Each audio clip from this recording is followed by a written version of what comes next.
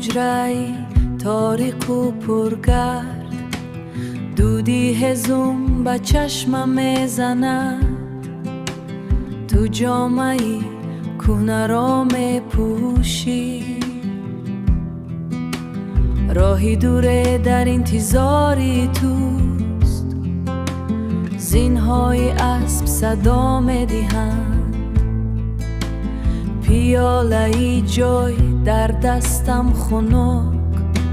نگاهی تو به سوی دروازه، من خاموشم ولی دلم خون است. چون برفی کوههای بالای ما کی آهسته به دریا میریزه. جانم عذابم نته، نمان ما جدا شوه. من دوستت میدارم، من دوستت میدارم. یاد داری آن روزهای گرم را کی در زیر جنار می نشسته؟ حالا فقط خاکستر مانده است و بوی باران در کرته تو کی به یادم میارد گذشت را. بیرو اگر راه تو را میخواهد،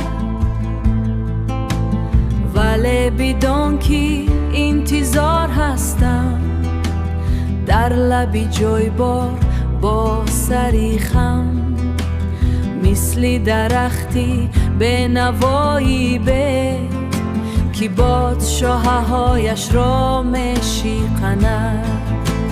جانم عذابم نته، نمان ما جدا شوه. من دوستت میدارم، دوستت میدارم.